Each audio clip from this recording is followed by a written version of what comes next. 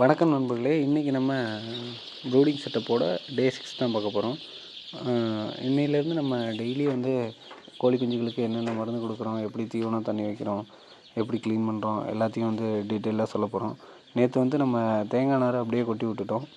தேங்காய் நாரை அப்படியே கொட்டிட்டா ஒரு சில பிரச்சனைகள்லாம் இருக்குது. அது என்னென்னா, அந்த தேங்காய் நாரை வந்து கோழி குஞ்சுகள் வந்து தண்ணி டப்பாவில், தீவன டப்பாவில் வந்து இறச்சி விட்டுறாங்க. ஸோ நமக்கு அதில் கொஞ்சம் தீவனமும் தண்ணியும் வேஸ்ட் ஆகுது.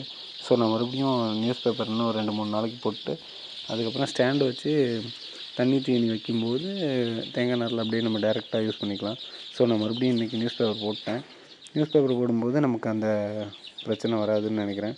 பார்க்கலாம், நாளைக்கு தான் தெரியும்.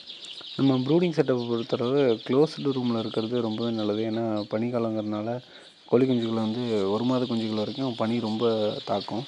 அதுக்கு மேலே வந்து கோழி குஞ்சுகளுக்கு பெரிய அளவு பிரச்சனை வராது, சளி பிரச்சனை மட்டும்தான் வரும். நம்ம இப்போ எல்லா கோழி குஞ்சுகளுக்கும் தீவன தட்டில் வைக்கும்போது கோழி குஞ்சுகள் வந்து ஈஸியாக சாப்பிட முடியும். ஃபீட்ரு வந்து ஃபஸ்ட்டு ஒரு 10 நாளைக்கு யூஸ் பண்ண வேணாம். இந்த மாதிரி தீவன தட்டை யூஸ் பண்ணும்போது கோழி குஞ்சுகள் நல்லாவே இரை எடுத்துக்கும். ஒரு தட்டில் வந்து பார்த்துக்கிட்டிங்கன்னா ஒரு 50 கோழி குஞ்சுகள்லேருந்து ஒரு 60 கோழி குஞ்சுகள் வரைக்கும் சாப்பிடும். அப்புறம் நான் இது போல் ஒரு 1 kg ஃபீட்ரு வந்து யூஸ் பண்ணுறேன், சிக் ஃபீட்ரு. இது வந்து நல்லாவே இருக்கும். ஒரு சில கோழி குஞ்சுகளால் இந்த தட்டில் சாப்பிட முடியலன்னா அந்த ஃபீடரில் சாப்பிட்டுக்கும். அடுத்து நம்ம வந்து தண்ணி வைக்கிறத பற்றி பார்த்துக்கலாம். நேற்றும் நம்ம லெக்சின் பவுடர் தான் கொடுத்தோம். இன்றைக்கும் நம்ம லெக்சின் பவுடர் தான் கொடுக்குறோம். லெக்சின் பவுடர் வந்து தொடர்ந்து 3 நாள் கொடுக்கலாம்.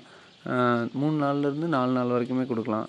லெக்சின் பவுட்ரு வந்து 1000 கோழி குஞ்சுக்கு டோசேஜ் கொடுத்துப்பாங்க. ஸோ நம்மள்ட்ட வந்து ஒரு 3 to 4 days யூஸ் பண்ணுறதுக்கு கரெக்டாக வரும். லெக்சினை பொறுத்தளவு ஓவர் டோஸ் ஆனாலும் எந்த பிரச்சனையும் வராது. ஆனாலும் ரொம்ப ஓவர் டோஸ் கொடுக்கக்கூடாது.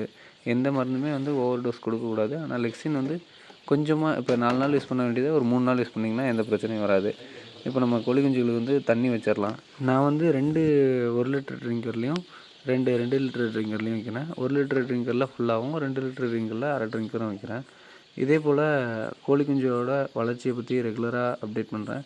வீடியோ பிடிச்சிருந்தா ஒரு லைக் கொடுங்க. மறக்காமல் நம்ம சேனலை சப்ஸ்கிரைப் பண்ணாங்க சப்ஸ்கிரைப் பண்ணிக்கோங்க. இன்ஸ்டாகிராம்லேயும் நம்மளை ஃபாலோ பண்ணிக்கோங்க. கோழி குஞ்சுகள் வளர்ப்பு பற்றி ஏதாவது சந்தேகம் இருந்தால் கீழே கமெண்ட்ஸில் சொல்லுங்கள். கண்டிப்பாக நான் ரிப்ளை பண்ணுவேன். நன்றி, வணக்கம்.